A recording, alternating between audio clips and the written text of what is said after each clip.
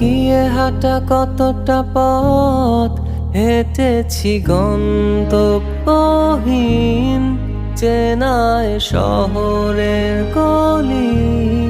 তোদের মাঝে যখন থাকি আমি পৃথিবী তখন আপন লাগে।